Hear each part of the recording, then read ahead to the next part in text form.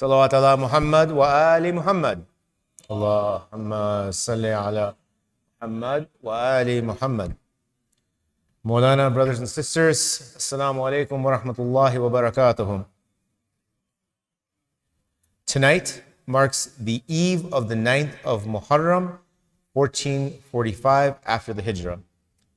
Our program tonight will begin with two presentations and will be followed by the lecture, which will be addressed by Hujjatul Islam, Sayyid Sulayman Hasan Abidi. So without further ado, let us begin the program. Please welcome Brother Muhammad Ali Sawar to the platform with the salawat ala Muhammad wa ali Muhammad.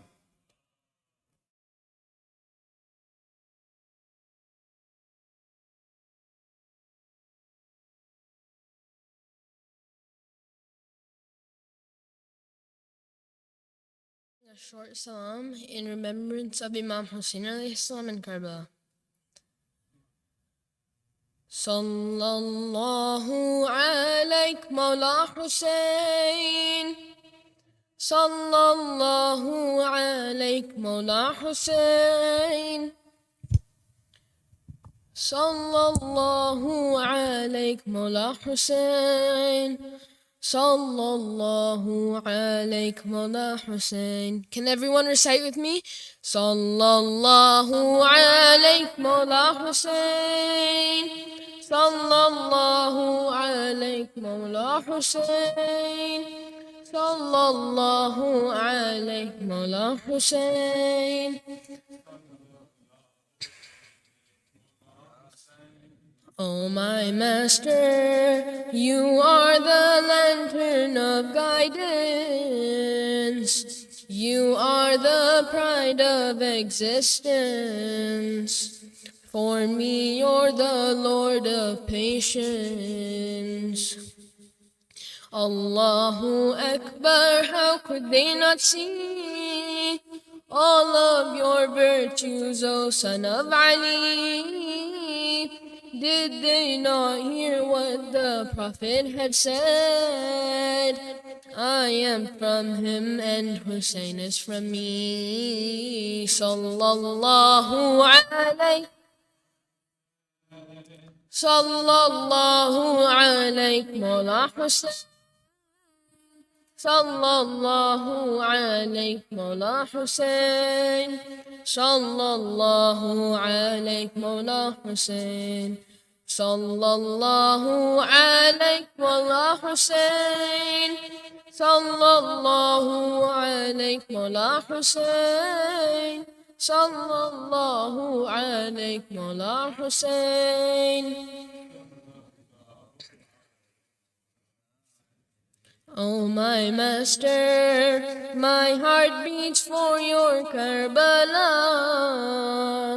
As Ashura nears my Mawla, I yearn for you, son of Zahra. Subhanallah, by the grace of your land, Allah has put our cure in your sand. Subhanallah, by your sacrifice, Karbala has become paradise. Sallallahu alayk Mawla Hussein. Sallallahu alayk Mawla Hussein. Sallallahu alayk Mawla Hussein. Sallallahu alayk Mawla Hussein. Sallallahu alayk Mawla Hussein. Sallallahu alayk Mawla Hussein. Sallallahu alayk Mawla Hussein. Oh my master, my life is entangled in chains. Tell me the reason for this pain. You are my hope, Mawla Hussein. Alhamdulillah, you are my relief. Alhamdulillah, you are my belief. Alhamdulillah, by your holy name, I withstand all pain in every grain. Sallallahu alayk Mawla Hussein. Sallallahu alayk Mawla Hussein. Sallallahu alayk. Sallallahu alayk Mawla Hussein.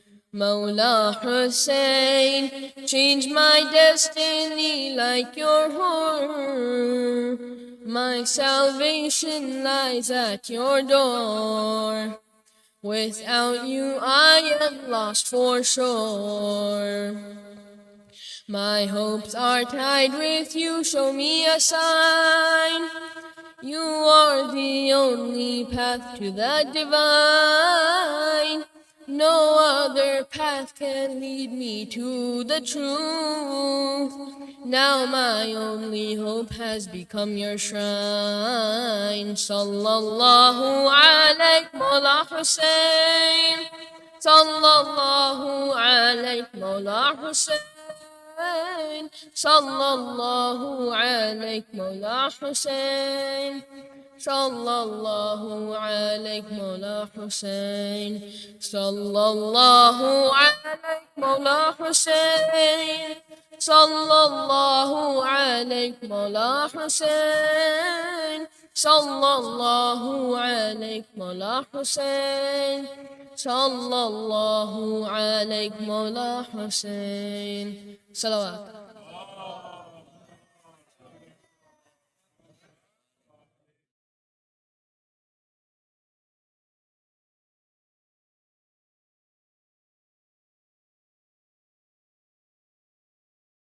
Recitation by our young brother. He is following in the footsteps of his father. For Brother Muhammad Ali Sarwar, his family, for their health, safety, and continued blessings, please recite a salawat ala Muhammad wa ali Muhammad. Allahumma salli ala Muhammad wa ali Muhammad. Our next presentation will be by Sister Asiya Arastu. Please welcome her to the podium with a salawat ala Muhammad wa ali Muhammad.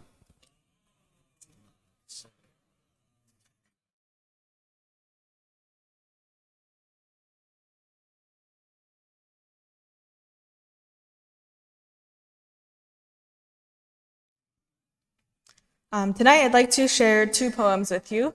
The first is quite short. I rewrote it in honor of Ali Akbar alayhi salam. Your aunt saw her grandfather in your face.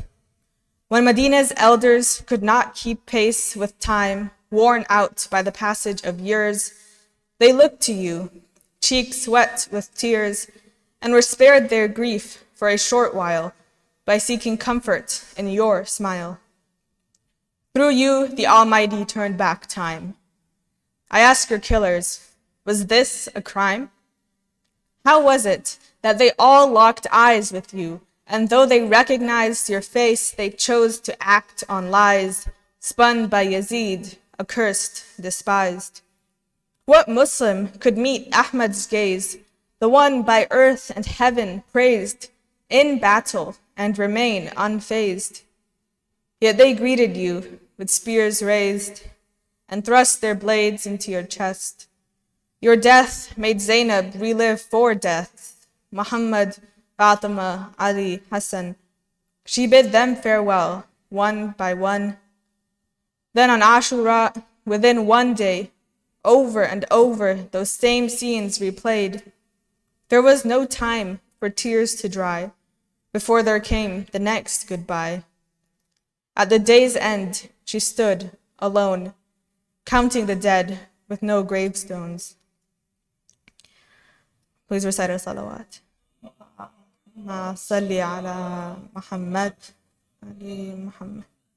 The second poem is largely based on Imam Hussein's own words. I divided it into three sections based on the Imam's intended audience. The first section addresses those who sought to discourage him from his mission, whether they were genuine well-wishers or not. The second section directly addresses those who betrayed the Imam from within the Kufan army. And the final section contains admonitions targeting people who were unsure of where they stood in Imam Hussein's time. And I think that these latter reminders are perhaps most applicable to us today. To those who sought to advise him, you ask me, why do you rise up? You say, stay here, stay safe, don't go. You tell me that I'm certain to die. Do you think I don't know? You say to lie low and weather the storm. If I do that, who will call for reform? If I hide in a shell, if I flee the scene, can you imagine what that would mean? You say the Kufans are faint of heart. If for their city I do not depart, if I don't announce, come to me, I am here, who's to say whether they are sincere? If I don't make the call, I won't know their hearts. But if I make my stand and request their hand and then they disband, that will reveal what was not known from the start. I made them a promise which I shall not break. I will go to them, whatever it takes. You tell me to compromise and resist no more. Is there nothing you fear more than bloodshed and war? Do you think there is nothing worth dying for? My grandfather's sunnah is neglected. So many Muslims have defected. Islam is exposed and unprotected. Lies are accepted and truth is rejected, and you expect me to remain unaffected? Do you expect me to hide or stand by? Do you expect me to turn a blind eye? I embark on this quest at Muhammad's behest. Until I fulfill it, I will not rest, though it bring tribulation. This is God's test. If God has decreed this, then I cannot flee it. If God has decreed this, then so be it. We'll march till we reach the land of our tombs, our craving since leaving our mother's wombs. Join me as martyrs for unrivaled success, a triumph that lies in our own death. We invade no kingdom, we claim no throne. Our reward is with God and God alone. I do not revolt so I may rule. By God, I only seek to cool the fires of deceit that will devour this nation if falsehood stays in power. If you are not with me, I'll be on my way. Allah be with me, and let me not stray. To the Kufan army, you have torn God's book to shreds. You subsist on unlawful bread. I offer you guidance and salvation. Yazid offers only degradation. Betrayal courses through your veins. With betrayal, your hearts are stained. From it stretch your branches, in it sink your roots. Poisoned are the wretched who partake of your fruit. You are the garden that pricks the one who weeds it. You are the garden that pricks the one who weeds it. The mouth that bites the hand that feeds it. The ummah that kills the one fit to lead it. You and I are in no way strangers. I know too well of Kufa's dangers. I watched you desert my father and brother. Once more, will you hastily smother your pledges and give your oath to another? Think well before you make your choice. Will you ignore the Ahlul Bayt's voice? Do you not know that we keep God's treasures, that our joy engenders His pleasure? Do you not know whose grandson I am? Do you wish to be by His tongue damned? Your betrayal will not sway me. If you join hands to slay me, Allah will avenge me and He will repay me. What can you do besides take my life? I do not flee from struggle or strife. Is death a worse fate than disgrace? If those are my options, then death I embrace. To those who straddle the fence, you are at a crossroads. Make sure you choose well. One path leads to heaven, the other to hell. You'll be raised with the leader you take as your guide. This is the time to choose your side. Beware.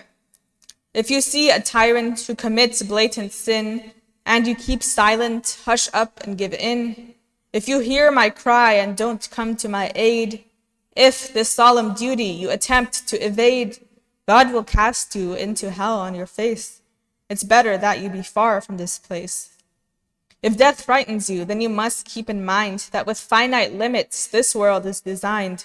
What appeal has this life when the next one transcends anything that we can, at this stage, comprehend? All things will fade in this world you cherish. In the end, even the best shall perish.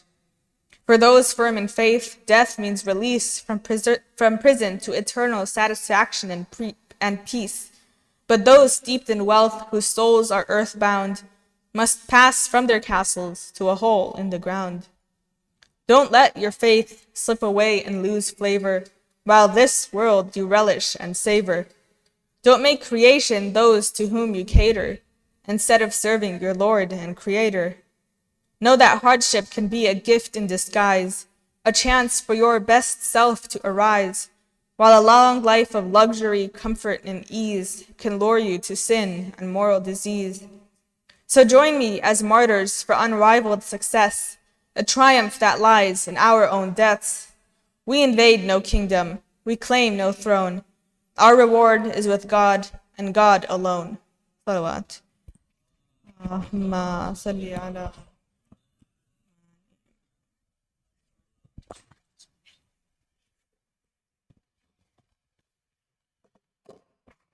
MashaAllah, that was a wonderful presentation by Sister Asia Arastu. This is all her original work. She writes these poems herself. There's a lesson to be learned from her admonishments, particularly the admonishment of Imam Hussein for those who are on the fence. This is something that we should take to heart. Thank you for a beautiful presentation, Sister Asia Arastu, for her and her family, for their health, their safety, and continued blessings. Please recite the salawat ala Muhammad wa ali Muhammad. Muhammad wa ali Muhammad.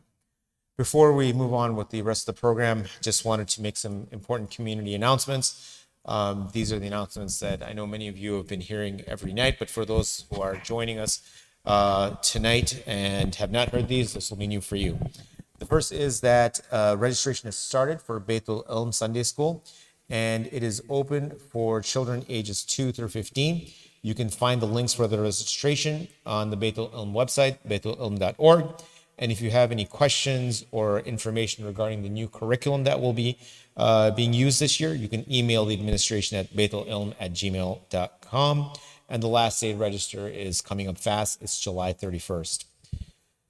When you come into the masjid, you see the signs for our annual blood drive. It is the 14th annual blood drive that we will be having this year. It'll take place on August 6th between 10 a.m. and 4 p.m. right here at Baitul Ilm. The registration is upstairs in the foyer. Please be sure, if you are eligible to donate blood and you are free that day, to sign up. We will be having ladies and girls Muharram Majlis on a weekly basis every Saturday morning at 11 a.m. And this will be going through September 23rd right here in this building once again. And if you'd like to recite in these majalis, you can register online. Ashura is around the corner. It is on Friday. The program at our masjid begins at 8 a.m. with A'mal of Ashura. It will be led by Hujjatul Islam, Sayyid Sulayman Hasan Abidi. The afternoon program will begin at 1 p.m. with Salatul Jum'ah. The English Majlis will commence after Salatul Jum'ah. It will begin at 2:15 p.m.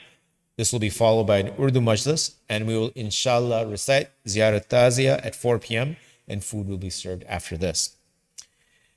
The evening program on Friday, Shami Ghariba, will begin with Salatul Maghribain at 8:30 p.m. And the change from last year to this year is there will be both an English and an Urdu Majlis, and they will follow each other as opposed to being concurrent like it is tonight. Tonight's sponsors for this Majlis are Brother Hassan Abdullah, Brother Muhammad Ali Lokhandwala, Brother Ali Raza Lokhandwala, Sister Zebun Nisa Lokhandwala, Sister Nargis Banu, Brother Ijaz Ali Pyar Ali. The sponsors have requested that you remember the marhumin of your families and the marhumin of their family, and in particular, Ali Muhammad Nurani, Sadruddin Nazar Ali Danji, Ghulam Hussain, and Muhammad Ali. Please remember them with a salawat followed by a Surah Fatiha. Salawat ala Muhammad wa ali Muhammad. Allahumma salli ala Muhammad wa ali Muhammad.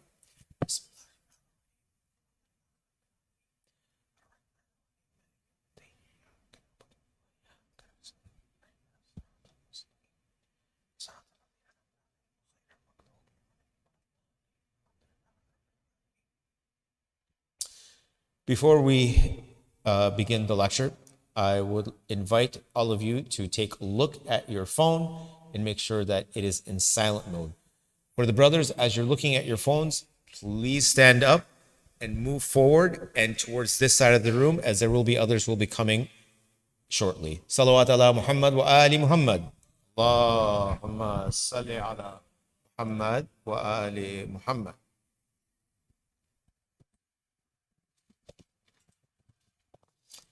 One last announcement before I invite Maulana to the minbar.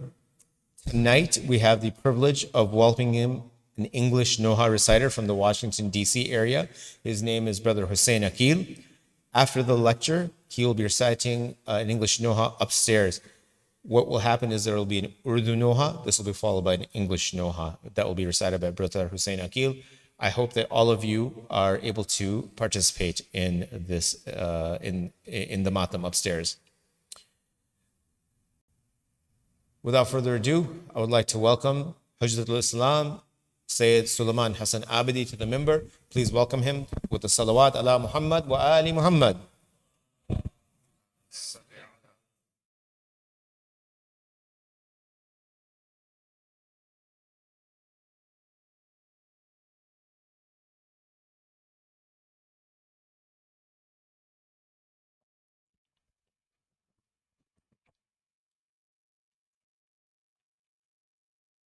صلوا على محمد وآل محمد.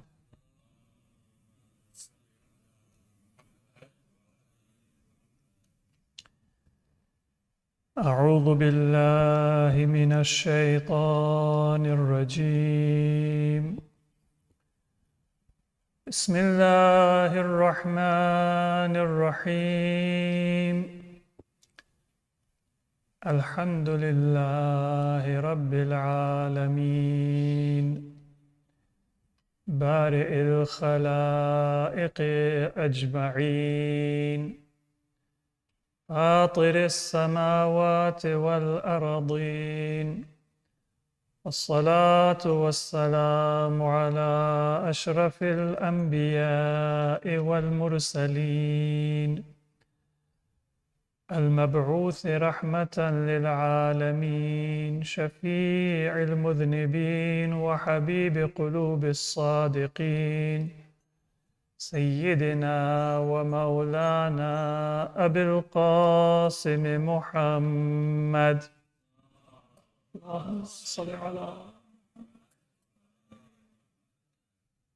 وعلى أهل بيته الطيبين الطاهرين الهداة المهديين ولعنة الله على أعدائهم إلى قيام يوم الدين.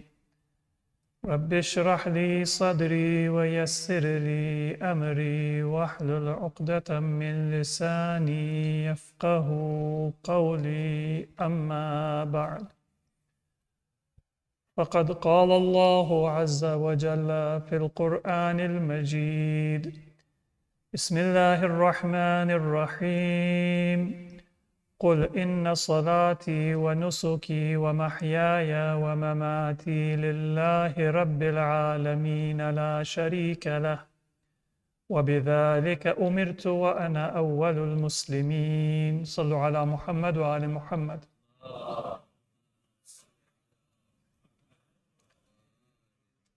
Dear brothers and sisters, Assalamu alaikum wa rahmatullahi wa barakatuh. We have been discussing how it is possible to lead a godly life and a God-centered life that brings us closer to our Creator, that brings us closer to our salvation, that brings us closer to our purpose and our potential in life. and that is summarized in the commandment given by Allah to our Prophet Muhammad Mustafa sallallahu alayhi wa alihi.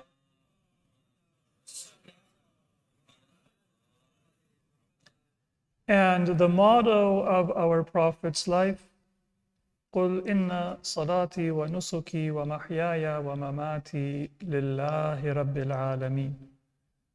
That everything in our life, from our worship to all of the decisions and all of the moments of our existence, they are for Allah. Just to make that intention and then to commit that everything that we do, we will start it with the name of Allah, protects us from so many forms of deviation and temptation. Sometimes it might seem kind of like a formality, that if I wake up and I have morning breath, I want to go brush my teeth. And I say, I am going to do this for the sake of Allah. Well, I'm doing it because I want to freshen up and I want to feel good or presentable. It might seem like it's just a formality for me to say, Allah, this is dedicated to you. Then I go and I eat breakfast. Well, presumably I'm hungry. And I'm eating because I want to get some energy. But then I say, oh Allah, this is for you. So it might seem like these are just words. I would have done it anyway. But now I am saying it is for Allah. But if that becomes a habit, then what I will find is it will refine how I do certain things, and also it will stop me from doing other things. So it's not just a formality for me to say that everything in my life, salati wa nusuki wa mahyaya wa mamati, I am dedicating it to Allah. Because once I say that I will not start anything, or I will not decide anything, or I will not do anything without saying Bismillahir Rahmanir Rahim, once I decide that I will not take any course of action without dedicating it to Allah, then that means if there is something that is marginal, then I won't be able to make that intention. And it will take away that push that I might have within my soul to do something that is not pleasing to Allah, that is prohibited, or that is discouraged. So in a very subtle way, it will moderate my decision making and direct my actions and protect me and my character from falling prey to the whisperings of shaitan. That is how a Muslim will conduct his or her life. In living a God-centered life, we have to examine all of the different areas of our life to make sure that we are dealing with those resources in accordance with God's command and in accordance with God's plan. Earlier I mentioned that you can think of your soul as a newfangled piece of technology that has a whole lot of options that you might not be familiar with. If you just upgrade your phone, it can probably do a lot and record a lot that you might not be aware of. Make life easier, in some cases, make it more complicated, but you might not be aware of all of the features that exist. Or if you have a new car, it may be able to do many things without you having to think about it. From automatically turning on your headlights, to having a camera to tell you where you are going if you are backing up, or even maybe if you're going forward, to maybe have a self-park feature, to all of these other kinds of benefits. Now, it is in our interest to know what are all of those features, because if we take advantage of those features, then you can live life much better and do much more than you would be able to do if you didn't know all of the features of your soul, the faculties and the potential that God has put within your existence.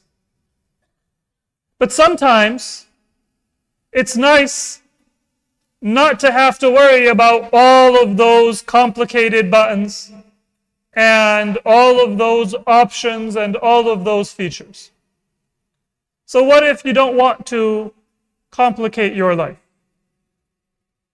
Is it still possible to achieve salvation without finding out and taking advantage of all of these different faculties of your soul? Well, there is a shortcut, and that shortcut is something that all of us should take advantage of. And I'm going to mention that shortcut not because it is an ideal, and then we don't look at the additional faculties and the additional potential of our soul, but so that it gives us a baseline. So we recognize that there is a shortcut, there is a way to come to Allah subhanahu wa ta'ala easily, and we should all take advantage of that, and then build upon that foundation a learning and an education of what are the additional opportunities that we have to come close to Allah. There is a hadith attributed to Imam Ja'far as-Sadiq alayhi salatu was-salam.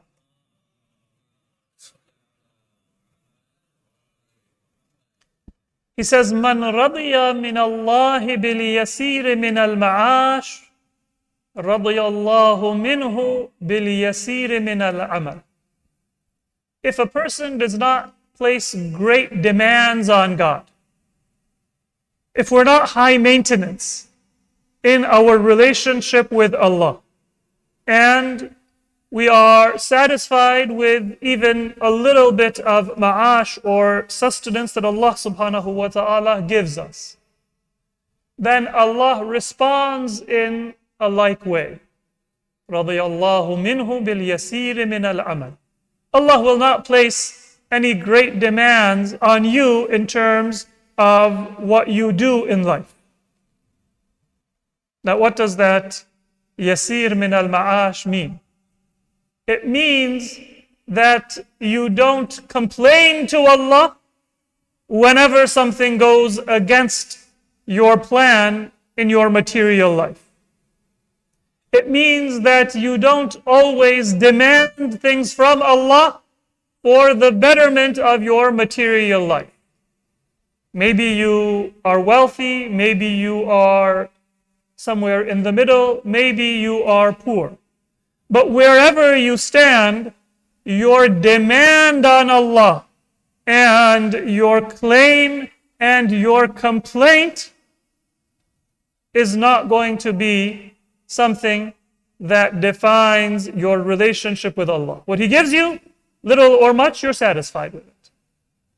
And what He doesn't give you, then you have no anger at Allah for His decree.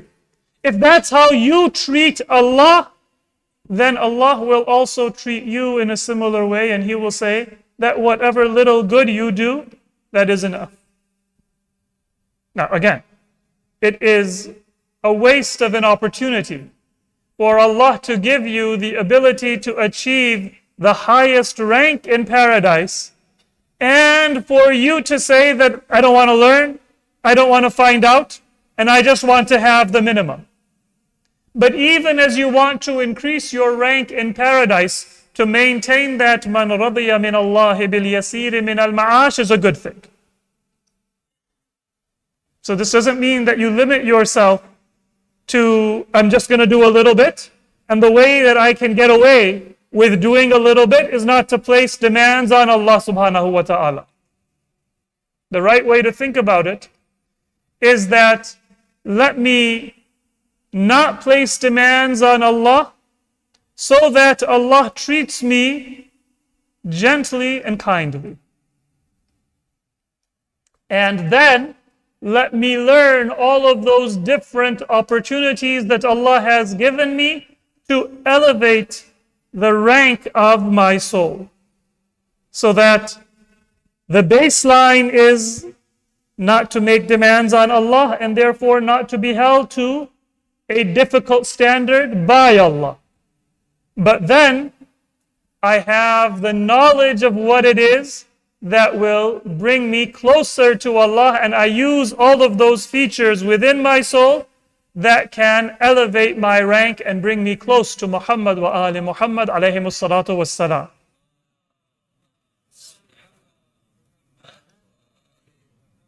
So there's two ways that you can look at this hadith. Allah has given me a shortcut, so I will take it easy and I will keep to the shortcut. That's the wrong way to look at the hadith. The right way is Allah has given you a shortcut. Learn what it is that allows you to have an easy account by Allah and maintain that, and then build upon that so you can become elevated in rank and you can become most similar to the Prophet and the Imams and your role models. But you have a shortcut to Allah's pleasure and to salvation. In another hadith, our 8th Imam, Imam Ali ibn Musa al-Rida alayhi salatu wasalam, expands and says it works both ways. Man lam yuqni'hu min al-rizq illa al-kathir, lam yakfihi min al-amal illa al-kathir. ومن كفاه من الرزق القليل فإنه يكفيه من العمل القليل. It works both ways. The Imam says, our 8th Imam, Imam Ali Rida alayhi salatu wassalam, Allahumma salli ala Muhammad. There are two types of people. There are people who say that Allah, I need to have plenty. Every meal needs to be sumptuous. I will only sleep on a comfortable bed, not an air mattress for me, not a simple bed for me. The temperature in my room has to be perfect, and everything has to be to my liking.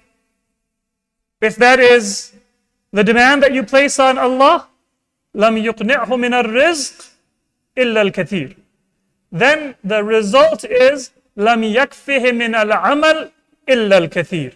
Make sure that you are just as exacting in how punctual you are with your prayers, how careful you are in all of your obligations, and in doing what is recommended and above and beyond the call of duty for Allah subhanahu wa ta'ala. It's fine if you want to live like that.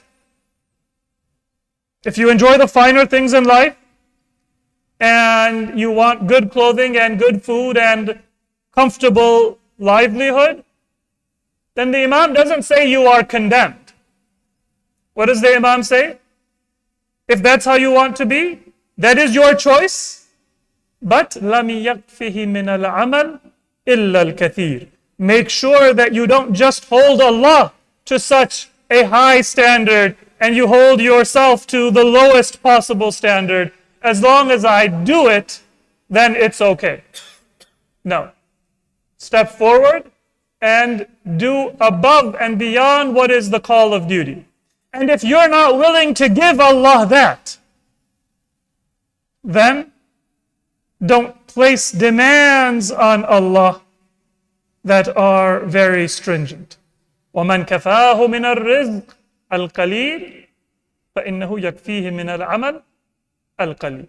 If you have small demands on Allah, then Allah will also have small demands on you. And that is a general principle, that if you want to know how is Allah going to treat you on the day of judgment, then the best way to plan for that and to determine that is to see how do you treat Allah and how do you treat the creation of Allah in this world.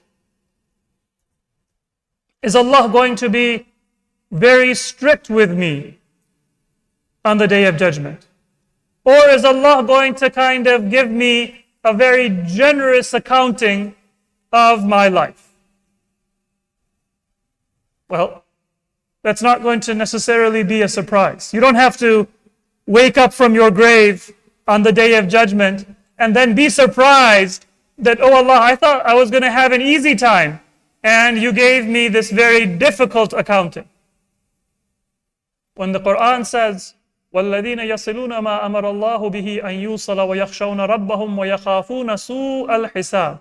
The believers are those who fear and prepare for a difficult accounting.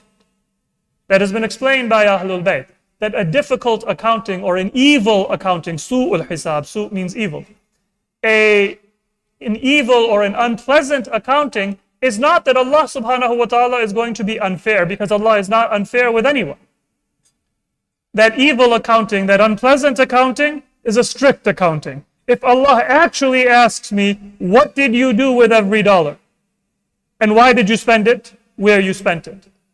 What did you do with every moment and every minute of your life? And why did you do what you did? Why did you talk to your mother like that? Why did you say this to your friend? Why did you tell a joke when it would put somebody down and make them feel bad, rather than say something that would make them comfortable and uplift them? If we don't want every moment, every word, every expenditure to be dealt with strictly, and there is a way that you can prepare and prevent that kind of accounting. And how do you do that? Don't treat people strictly in your life. If somebody is late, if somebody messes up, then don't immediately beat them up verbally or make them feel like they are beneath you. Insult them, demand an apology, be very strict. Don't account everything down to the last penny. If you are not like that when you deal with the creatures of Allah subhanahu wa ta'ala, with your family and with your friend and with your community, then Allah subhanahu wa ta'ala will also say that you are generous with my creatures, I will be generous with you. So you can plan and you can predict how Allah is going to deal with you on the Day of Judgment. You're not taken by surprise. And that is, how do you think about your relationship with Allah? How do you treat Allah? How do you treat your other relationships that have been given to you by Allah? Are you very exacting and demanding? Or are you generous and forgiving? And Allah subhanahu wa ta'ala will treat us in the same way. Sallu ala Muhammad wa ala Muhammad.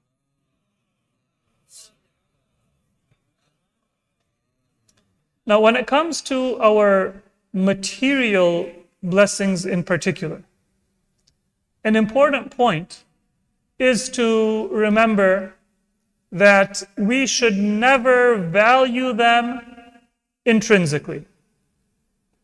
One of the most damaging phrases in our culture is when a person is asked, what are you worth? Because that question is almost a compulsion to think of our worth in material terms. And that is true in our society. If a person earns a fortune through questionable practices, then they are not seen as an outcast. Rather, they are seen as successful. Imam Ali alayhi salatu wasalam gives us a different standard when he says, قِيمَةُ كُلِّ امْرِئٍ مَّا يُحْسِنُهُ. Your worth and the worth of every person is what they do well and the good that they do. So your goodness and what good you bring into being through your actions and through your life, that is your worth, not your material possessions. Now, it's not just modern society, but in every society, people have worshipped power and people have worshipped wealth. But we need to create a culture in our society and in our own hearts that fights against that material value system and has a spiritual value system. Think of it like this. Do you have ever, or have you ever experienced where somebody gives you a gift, and it's an expensive gift, it's worth something, but it's exactly what you would never use. And so now you wonder, is there a gift receipt somewhere? Now, it's one thing if somebody gives you a throwaway gift, re-gifts you something, without too much of a sense of guilt. You might put it somewhere so you can pass it on to another person, or you might recycle it, or you might dispose of it. But if somebody gives you a really nice gift, it's just not your style, or it's not useful to you, then you might feel like, you know what, it would be a waste for me to not benefit from it, but I can't use it. So what do? You now look at what is the value of that gift so that you can exchange it for what you actually would want. And if there is a gift receipt, then life is easy. You can return it, you get the value, and then you can find something that maybe is more useful. Hopefully it was purchased from a place that has something that you would actually use. Think of everything in this world the same way, not just money being worth what you can buy, but even the pleasures of this world, even the good food, even the good, comfortable possessions. Think of them like something that you have been given that is not intrinsically valuable. And therefore, think of what you can get with it, what you can exchange it for that you really want. Everything material in this life, think of it like a gift that has a gift receipt. And now you can determine what is it that you want to exchange it for.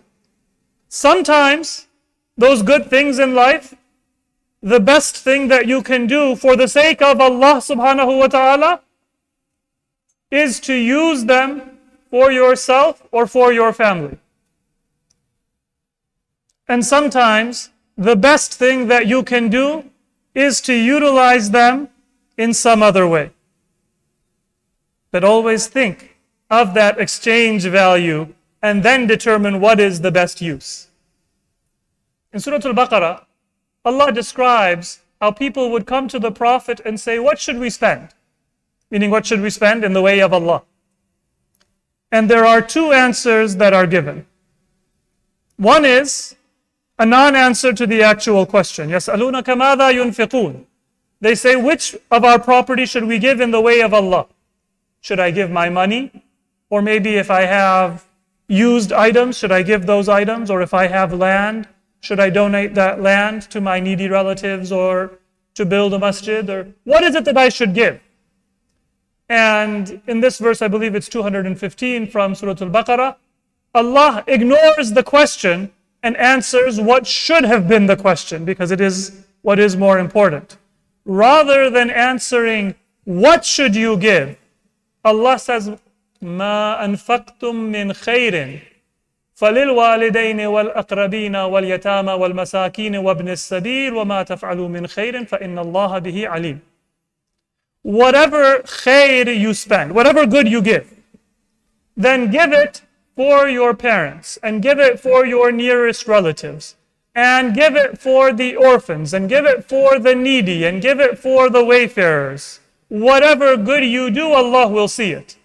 And so Allah subhanahu wa ta'ala says, don't focus on the material thing. That's just something that has an exchange value. And it doesn't matter whether it is cash, or it is merchandise, or it is land, or it is some other possession or some other asset. Focus on whom you have an obligation to. That's the real question. You have an obligation to your parents. You have an obligation to your nearest relatives. You have an obligation to the orphans, the most underprivileged in society. You have an obligation to the needy. You have an obligation to those who are wayfarers. Today, wayfarers can be people who are refugees, people who are seeking asylum, people who have been forced to leave their homes for war or for climate reasons or any other reason and are suffering and are maybe without their basic needs. These are the people that you have an obligation to. When you think about what obligations you have, then it will become clearer to you what you should give. Because I think about my parents, and I might realize that they have enough money, but they need my time. And so I will give them of my time. Or maybe there is another need that they have. Once I focus on that relationship, then it will help me make a decision about what I should give. قُلْ مَا أَنفَقْتُم مِّنْ خَيْرٍ. Whatever good you do, these are the places that you should focus it. Then a few verses later, in verse 219, Allah repeats that question. وَيَسْأَلُونَكَ مَاذَا يُنْفِقُونَ. O Messenger, they come to you, they ask, what should we spend? And this answer is a little bit more difficult. قُلِ الْعَفْوُ. Afu, we know afu, it means forgiveness. But the literal meaning of afu is that which is extra or that which is superfluous. And so here, Allah is answering how much you should give. And there are different ahadith that explain. One is that it is al-wasat, bayn al-israf wal-iqtar. That you should always spend what is moderate, not extravagantly and not stingily. So that is al-afu. And then in another hadith, our fifth Imam, Imam Muhammad Baqir alayhi salatu wassalam,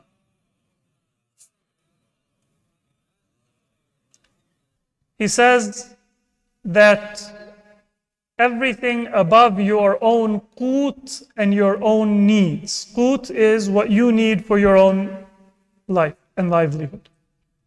Everything above that you should think is worth spending in the way of Allah subhanahu wa ta'ala. Now, according to narrations, when zakat was revealed, that obligation was taken off of the shoulders of the believers, that everything above your daily needs you should spend in the way of Allah subhanahu wa ta'ala. But that is still the mental framework that I should have. If I have been blessed by Allah subhanahu wa ta'ala, then I shouldn't think that all of these people are asking me for assistance and I have to give it away. I shouldn't think that, this year I had a good year and I'm going to have to pay a lot in khums. And I think that that is a burden or a reduction of my savings or a reduction of my wealth. My framework should be that Allah subhanahu wa ta'ala has given me my daily needs. I used it. Now everything above that, يَسْأَلُونَكَ مَاذَا يُنْفِقُونَ قُلِ الْعَفْوُ. Everything else, it is by rights for Allah subhanahu wa ta'ala. In fact, even our daily need, that is also a gift by Allah. It's not something that we can claim, but because Allah has promised it and guaranteed it for us, so I can claim my qut, my own needs, as mine. But everything above that, I should say, deserves to be given in the way of Allah subhanahu wa ta'ala. And then my baseline shifts. Then, when I don't give everything above my needs, I feel grateful to Allah. And I say that this is a goal and aspiration, a part of the character of our Imams, that I'm not there yet. But rather than feel possessive, I feel humble. And I feel pulled to do more in the way of Allah rather than less. So these two verses, verse 215 and verse 219 of Surah Al-Baqarah, both of them, they answer the question, يَسْأَلُونَكَ مَاذَا يُنْفِقُونَ. What should we give in the way of Allah? They answer it in two different ways. One is, don't think about what you're spending in the way of Allah, but think about whom you have an obligation to. What are your relationships? And the other answers it by reminding us that everything above our own needs, we should think that by rights, this is for Allah subhanahu wa ta'ala. And then I feel an added sense of humility and even obligation. if I keep something above my needs to build my capital or to build my wealth, and I feel not possessive over it, but humbled by it and grateful for it, and therefore willing to spend it in the way of Allah, if I am called to do so or if the time comes. Salawat ala Muhammad wa ala Muhammad.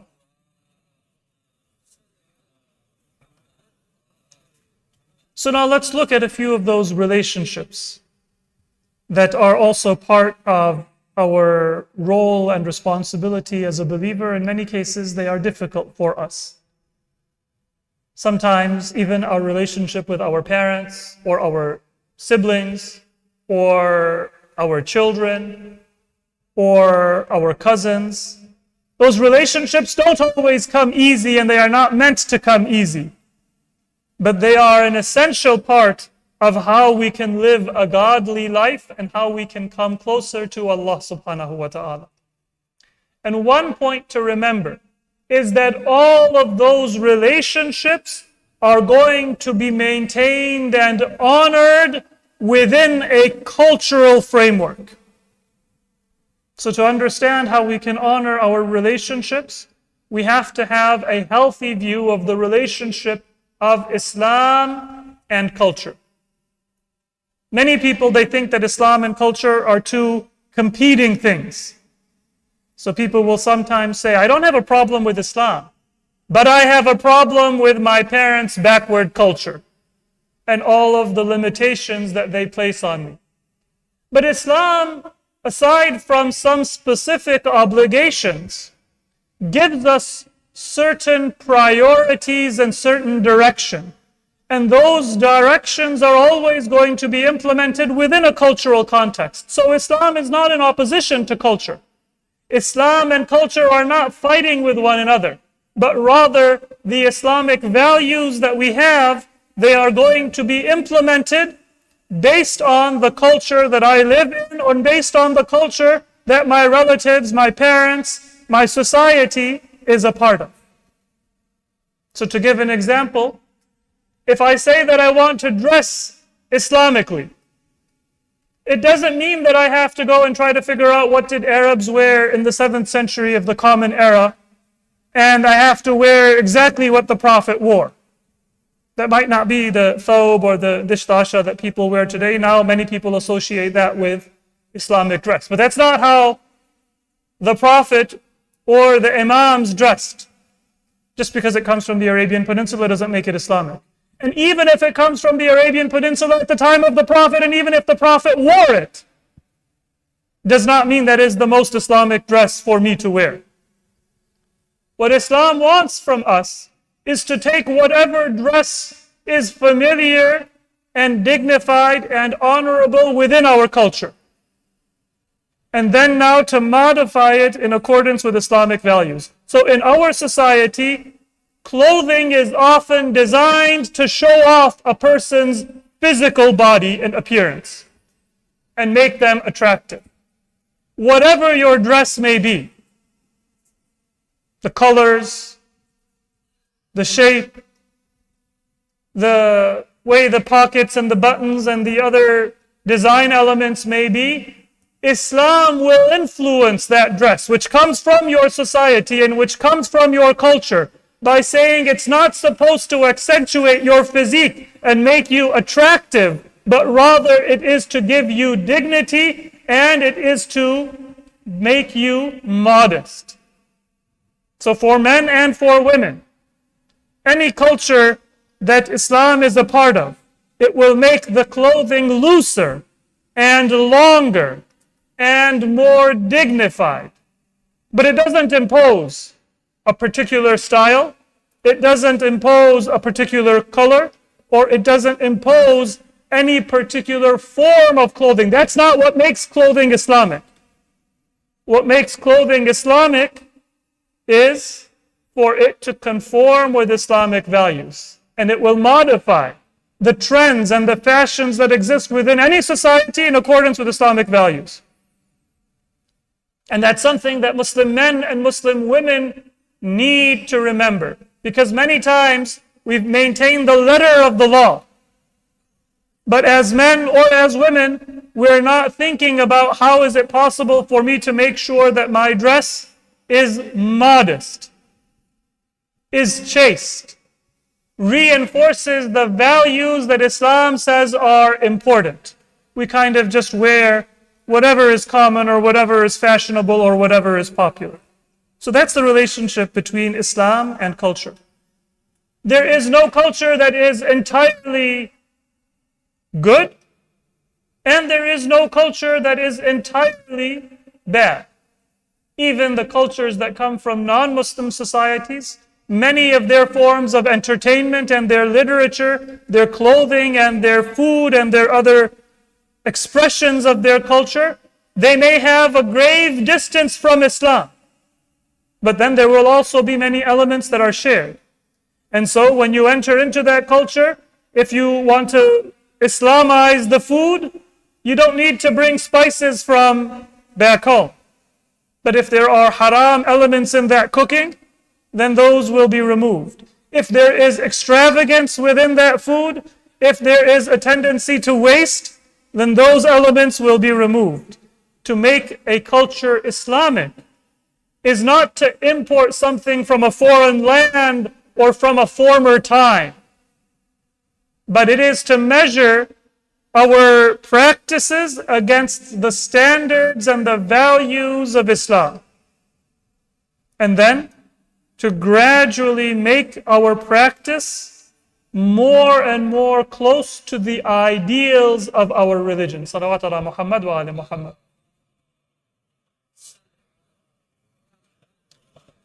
And that can be extremely helpful for us in our relationship, because in many cases it is that misunderstanding of the relationship between Islam and culture that alienates us from our relatives, or that alienates us from other people that we have an obligation to. Remember that they come from a certain environment, you come from a certain environment. If they are your elders, relatives, parents, grandparents, then you owe a deference to them regardless of their faults, their weaknesses, or their strengths. But then within their culture, you can see certain things that are beneficial. And you might find certain things that are not in line with Islamic ideals. So honor that relationship without thinking only in terms of black and white. Let me give a very beautiful example from the life of our sixth Imam, Imam Ja'far al-Sadiq alayhi salatu wassalam.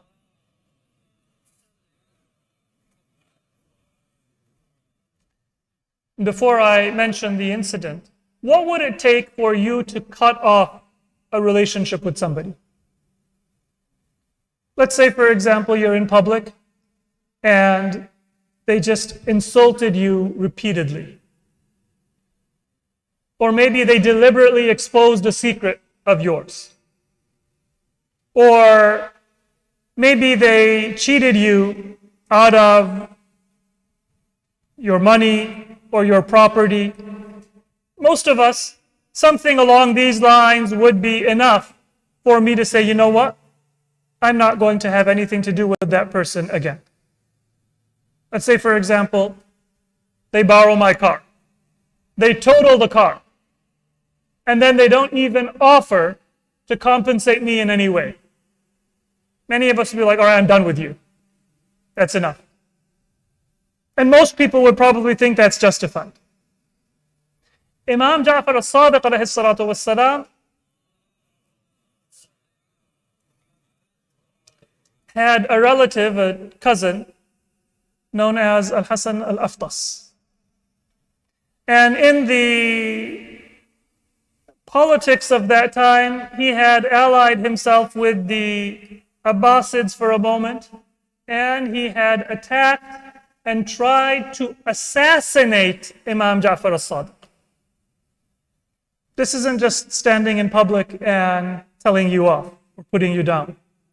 This isn't just borrowing your lawnmower and destroying it and not offering to compensate. This isn't something minor. He made an attempt to serve the oppressive government of the time by assassinating or trying to assassinate the Ma'soom and the Imam of his time. You would say that this is enough to cut that person off. Now, Imam Ja'far al-Sadiq waited. When will it be possible to try to repair that relationship? And what happened is, when there's animosity or jealousy or misunderstanding of a very severe level, sometimes even if you want to mend the relationship, there's no opportunity, it's not possible. But the Imam did not write it off. The Imam waited until he was on his deathbed. And then on his deathbed, he made a will. He said, give 70 dinars to Hasan al-Aftas. And some of the people, 70 dinars, if you just do a back of the envelope calculation, that's about $15,000. Assuming that gold is $60 a gram, and the dinar is about 3.5 grams for each dinar. Both of those are conservative estimates. So the Imam says on his deathbed, give 70 dinars, something in the neighborhood of say $15,000 or a little bit more, to this person who tried to kill me. And the family members of Imam Ja'far Sadiq said that, do you remember that this person tried to assassinate you? And the Imam recited that same verse of Surah Al-Ra'd. That I was waiting. The Imam was waiting for an opportunity. But so long as they were alive, maybe if the Imam were to do a kindness, it might just rekindle that wound and make that person say something or do something that would damage their own chance for forgiveness in the hereafter. So the Imam could not find an opportunity until he was on his deathbed. And he said, at least now let me give this person a gift. Maybe it will soften their heart. Maybe they will ask forgiveness. Maybe they will not pass on the vendetta to their children. And they will remember their relative in a good way. So this was the character of our Imams. And if we remember that this is how our Imams honored their relationships, then we will find that generally you don't need to wait until the deathbed. Because our Imams were always 100% pure, and their enemies were always entirely wrong. That animosity was always entirely unjustified. But in our cases, even if I think that I'm mostly right, I probably said something that I shouldn't have said. I probably did something that I shouldn't have done. I probably could have managed my own actions in a slightly better way. And so that opens the door for me to show humility and to mend that relationship, if possible, after the passage of a short amount of time. And if it is not possible, then try to mend it towards the end of your life, when much of that emotion has passed, when much of the cause of the fight has been forgotten. Don't say, well, I'm living my life, they're living their life. The Imam had no need of that relative, and probably that relative did not think, at least in a worldly sense, that they had any need of the Imam. But the Imam mended that relationship because وَالَّذِينَ يَصِلُونَ مَا أَمَرَ اللَّهُ بِهِ أَن يُوصَلَ. When something is honored by Allah, then I have to maintain it and I have to protect it. This is how the Imams dealt, even with the difficult relationships. This is how they dealt, even with those people who did not respect them and honor them. Imagine how the Imams honored their close relationships with their family members and with their loved ones who were pious and who were good. We can't imagine the love that our Imams felt for the noble of their children. We can't imagine the love that Imam Hussein alayhi salam felt for a son like Ali al-Akbar. It's enough for us to remember that it was said by Imam Hussein, by Lady Zainab, by the members of the family of the Prophet, that whenever we would remember the pain of our separation from Rasulullah, whenever we would wish that we could be transported back to the days when the Prophet of Allah was alive, then we would call Ali Akbar to us. And we would say, "Oh, our beloved son, speak.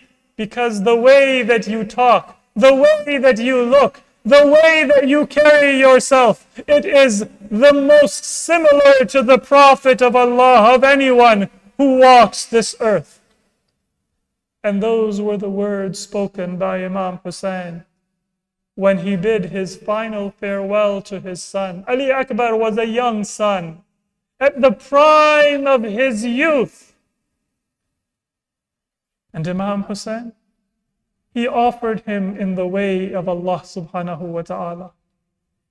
Every martyr who would come to the Imam and ask permission to go to battle, the Imam would pause. The Imam would hesitate. The Imam would first say no. And only if that person insisted would the Imam hesitatingly and with difficulty and with tears give permission for one of his heroes to go to face the enemy. There was only one exception. When any of his companions came, the Imam tried to convince them not to go to the battlefield, but they insisted on giving their lives. When Aun and Muhammad came, when Qasim came, when the sons of al-Baneen came, the Imam hesitated. But when Ali Akbar came, ready for battle, and said that, "Oh my father, do I have your permission to go and fight the enemy?" Imam Hussein did not hesitate. And he said, "Go, my son, give your life in the way of Allah." And Ali Akbar, filled with the blood of Amir al-Mu'mineen and the courage of Abu al-Fadl al-Abbas, as soon as he received permission from his father, he turned around to go towards the battlefield. But it was as if the earth had turned dark before the eyes of Imam Hussein. Even without wishing it, he took some involuntary steps towards his son. And Ali Akbar, he saw that Imam Hussein had come forward. He said, "Father, did you not give me permission to go to the battlefield?" And the Imam said, "Yes, my son, I've given you permission, but you don't know what it is like for an elderly father to tell his son that you can go to get killed. I have given you permission with my words, but my soul still clings to you and cannot be separated." And then maybe Imam may have said that, "Ali Akbar, I have given you permission. But have you asked your Aunt Zainab? She raised you from childhood. She gave you the love of a mother. She has a right on you." And now when Ali Akbar went and he asked his Aunt Zainab for permission, she wrapped her arms around him and she said, "Oh, my nephew, if you go to battle, then it is not that I will lose my son Ali Akbar. I will feel that I am once again losing my grandfather, the Messenger of Allah. I will feel that once again I am going to suffer this tragedy of the death of my father, Amir al-Mu'mineen. I will once again suffer the loss of my brother Hasan. It is as if I will be suffering the tragedy of the martyrdom of my brother Hussein. Ali Akbar, your one death is so difficult for the heart of Zainab to bear." For a long time, she wept by the side of Ali Akbar until he said in a very weak voice that, "Oh, my aunt, my father waits me by the tent. And I don't want him to think that I have hesitated." Together, Zainab and Ali Akbar, they come back to Imam Hussein. Once again, Imam Hussein bids farewell to his son, and Ali Akbar goes to the battlefield. But as Imam Hussein watches his son with pride at his courage, he turns towards the heavens and he says that, "Oh Allah, I have given Ali Akbar in your path. But if it be in your wisdom, bring him back to me so I can embrace him one more time, so I can hold my son one more time. Oh Allah, I have dedicated him in your path. And what did Imam Hasan see? But at that moment, from the distance, Ali Akbar came back towards his father. He said that, "Oh, my father, these are an enemy without courage. If I could have a sip of water, I feel that I may be able to turn them back to the gates of Kufa." Imam Hussein had his wish. His Ali Akbar had returned, but he was asking for a sip of water, which the parched lips of Imam Hussein could not provide. The Imam said that, "Oh, my son, feel my own lips and feel my tongue. You will see that I have not had water for many days, but take my ring and suck on my ring so that it may give you some strength. And go, my son, for now I fear that we shall not be reunited in this life." Once again, Ali Akbar went. He threw himself into the middle of the enemy. They surrounded him from all sides, and they attacked him as if with one single attack. He fell to the ground, and the Maqatil tell us in history that it was as if Ali Akbar was cut to pieces with the swords and under the hooves of the enemy soldiers. Imam Hussein, when he heard the final call of his son, he said that, "Oh, my son, I can no longer see anything with my eyes. Keep calling to me so that I can follow your voice and come to your body." Ali Akbar, before his life left his body and his soul flew to the heavens, he said that, "Oh, my father, I see standing before me the messenger of Allah. He has in his hands a cup of heavenly water, and he tells me that my thirst shall be quenched, and that he is waiting for you, my father Hassan, at the gates of heaven." Imam Hassan came to the side of his son and threw himself over the pieces of the body of Ali Akbar. Inna lillahi wa inna ilayhi raji'un. وَسَيَعْلَمُ الَّذِينَ ظَلَمُوا أَيَّ مُنْقَلَبٍ يَنْقَلِبُونَ. We ask you, O Allah, to grant us in our families, in our children, that same love and devotion to the path of Islam that you gave Ali Akbar and that you gave the youth of Banu Hashim. And keep the love of Allah and the Prophet and Ahlul Bayt alive in our hearts and in our families until the day of judgment, until we are reunited with Muhammad wa Ali Muhammad in the hereafter. Sallu ala Muhammad wa Ali Muhammad.